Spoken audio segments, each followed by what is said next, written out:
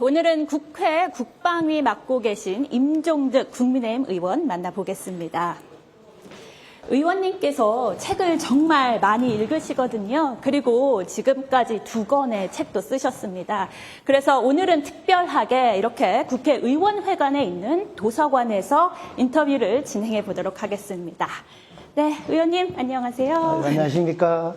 네, 반갑습니다. 이렇게 아침에 바쁜데 시간 내주셔서 감사합니다. 자, 들어오기 전에도 보니까요, 책을 또 읽고 계셨습니다. 어떤 책입니까? 이 책은 이순신 장군의 난중일기입니다. 사실 이 난중일기는 대한민국 국민은 대부분 다 알고 있잖아요. 근데 사실 이 책을 처음부터 끝까지 읽은 분도 많지 않은 게 또 특이합니다.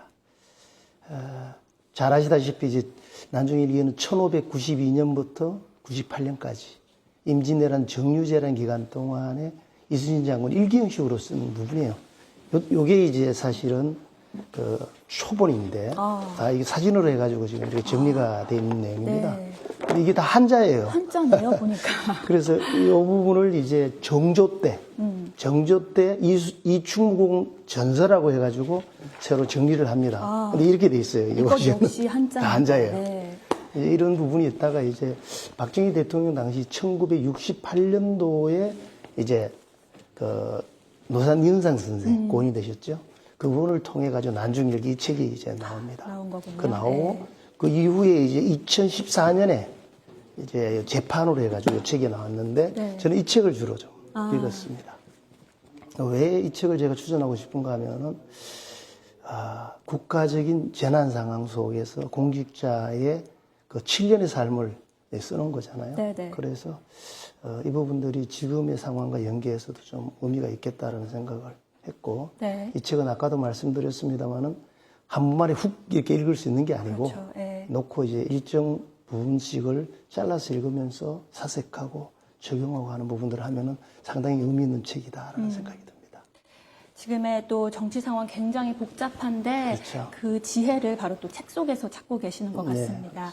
네, 그러면 이제 본격적으로 한번 인터뷰 해볼게요. 네. 의원님은 뭐 30년 넘게 군에 몸 담으셨잖아요. 그래서 국방정책 관련해서 생각이 누구보다 많으실 것 같습니다.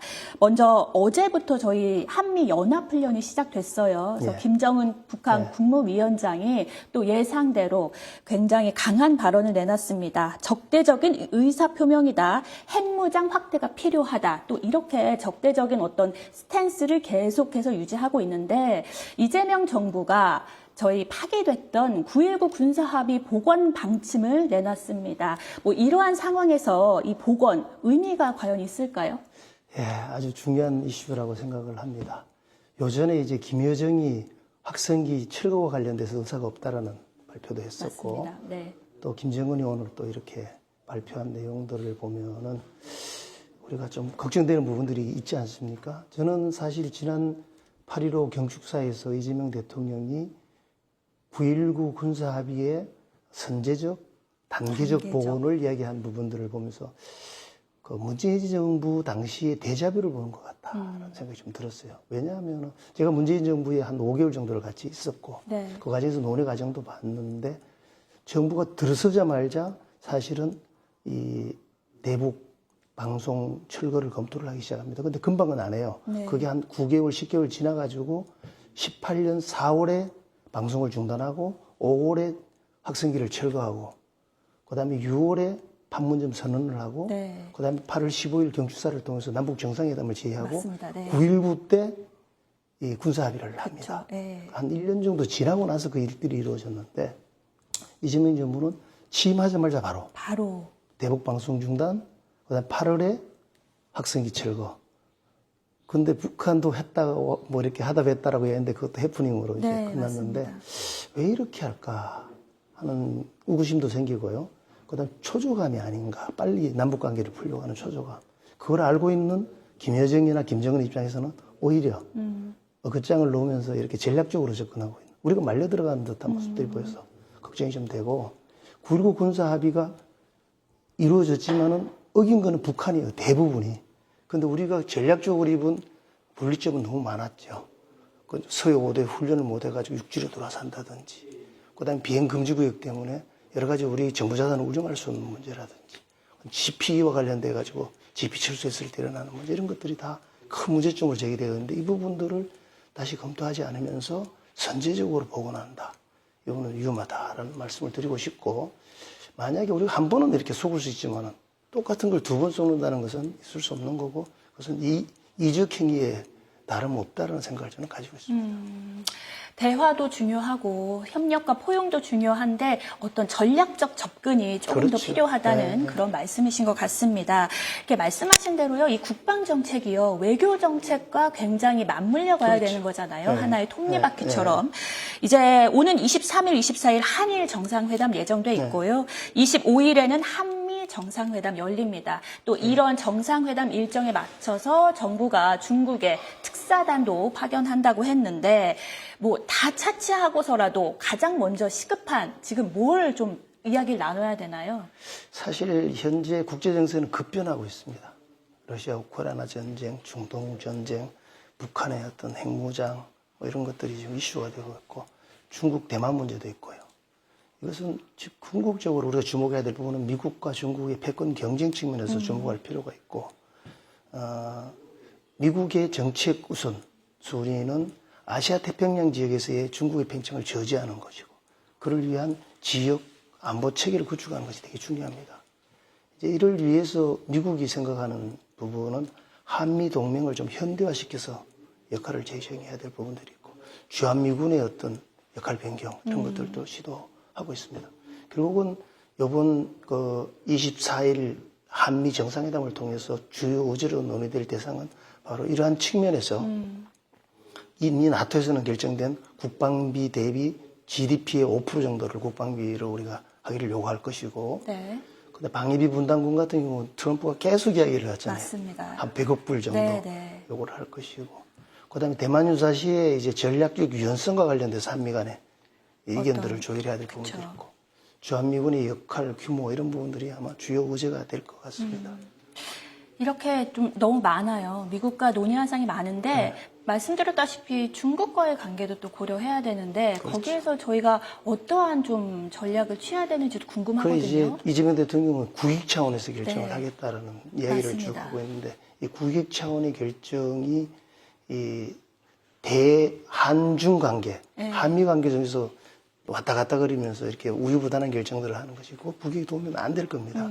그런 측면에서 이번 한미 정상회담을 준비하면서 아까 말씀드렸지 국방, 외교, 통일, 국정원 이 전반의 그 인원들이 긴밀하게 좀 현 실태를 잘 파악하면서 조율해야 된다. 그다음에 이제 관세 협상과도 연계가 돼 있어요. 이거. 그렇죠. 네. 그래서 관세 협상 문제와도 연계를 해서 이 문제는 좀 풀 준비들을 해가야 되겠다는 생각이 듭니다.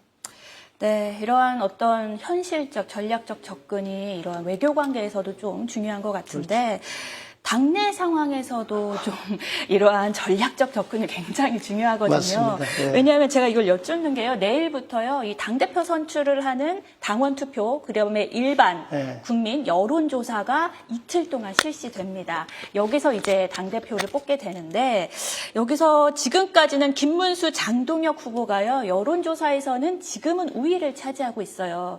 의원님께서 보시기에 지금 이 현 시점에서 여러 상황을 고려했을 때 어떤 당대표 필요하다고 보십니까? 당대표에게 요구되는 능력을 이제 이야기하기 전에 우리 당이 직면한 문제를 좀 볼 필요가 있는데 뭐 아시다시피 사실은 내리 총선을 3번 졌지 않습니까? 맞습니다. 네. 그다음에 대통령을 우리가 뽑은 대통령을 2번 또 연속으로 탄핵을 시켰고 그러다 보니까 당 내분이 지금 격화되고 있고 당원들이 실망하고 국민들이 걱정하는 네. 총체적으로 복합위기를 맞고 있다. 이제 이 위기를 극복할 지도자가 필요한 것이죠. 그런 측면에서는 일단 좀 내분을 이렇게 극복할 수 있는 통합의 리더가 좀 필요하고 또 정부 여당이 너무 강해요. 폭주를 해요. 그래서 여기를 견제할 수 있는 좀 강단 있는 리더십도 필요하고 그 지금 뭐 김문수 후보, 장동혁 후보를 얘기합니다만 이분들 훌륭하시죠. 그러나 이 모든 요구사항을 갖출 만한 것은 사실 어렵잖아요. 어렵죠. 그래서 어떤 분이 되든 그 최고위원들도 선출될 것이고 지도부가 또 구성이 되면 그분들이 좀 총기를 모아야 될 부분도 있고 그보다는 더 원내에 있는 국회의원들, 그다음에 우리 당원들이 좀 부족하더라도 서로 힘을 합쳐서 하나로 목소리를 내면서 나가는 그런 노력들이 더 필요하다는 생각입니다. 통합을 추구하면서 또 대여 투쟁도 하면서 여러 가지 좀 고민이 많은 않죠. 당대표 같은데 좀 결과를 지켜보도록 그래야 될것 하겠습니다. 같습니다. 아까 말씀 주셨듯이 굉장히 힘든 상황이에요, 야당이. 근데 모레 21일에 또 국회 본회의가 열리잖아요. 저희가 지난 본회의에서도 필리버스터, 무제한 토론으로 법안 처리를 막으려 했지만 결국은 다 통과됐어요. 민주당이 이번에도 방송법, 노랑봉투법을 강행해서 통과시킨다는 방침인데 저희는 또 필리버스터입니다. 이게 계속 돌고 도는 건데 특별한 해결책이 뭐 없는 걸까요? 뭐 방금 말씀하신 대로 22대 국회를 그 총선을 통해서 국회가 민주당이 절대 다수를 차지하는 의석으로 하다 보니까 국회가 사실상 민주당에서 진행되고 있다. 입법 독재가 사실상 오래전부터 22대부터 이루어졌던 것이죠. 거기다가 이제 탄핵 통해서 이재명 정부가 출범하면서 입법부까지 이제 완전히 장악이 된 상태고 그렇습니다. 그 과정 속에서 사법부가 흔들리고 중심을 못 잡고 있죠. 이 상황 속에서 그래도 견제할 수 있는 것은 우리 국회 쪽이라고 생각을 하는데 우리 소수 야당으로 전략한 저희들 입장에서 할 수 있는 게 별로 없어요. 그러다 보니까 필리버스터를 하는데 필리버스터를 통해서 그 법이 가지고 있는 해악, 문제점들을 국민에게 알려야 되는 거고 네. 그다음에 그 대안을 또 제시를 하는 노력들은 여전히 필요하다. 그렇지만 필리버스터로 막을 수는 없을 거예요. 네. 그렇지만 그걸 통해서 국민들에게 알리고 국민 여론을 환기시키고 또 국민 여론의 환기를 통해서 거대 여당의 폭주를 막을 수 있지 않겠느냐. 그래서 제가 당부드리고 싶은 생각은 우리 소수 여당이 할 수 있는 것은 제한이 된다. 그래서 결국은 우리가 알리고 노력하는 부분들, 하나가 돼서 노력하는 그런 부분들을 보시면서 국민 여론의 전환들을 통해서 정부, 여당의 폭주를 견제해 주지 않으면 이 문제는 해결되기 어렵다는 생각이 좀 듭니다. 국민의힘의 노력이 국민에게 와닿을지 그 부분도 또 제가 지켜보면서 그래야 될 취재해 것 보도록 하겠습니다. 네, 오늘 아침 이렇게 긴 시간요 솔직하게 또 답변해 주셔서 감사합니다, 의원님. 네, 감사합니다. 네, 저는 또 국회 라이브로 찾아오겠습니다. 지금까지 김지영이었습니다.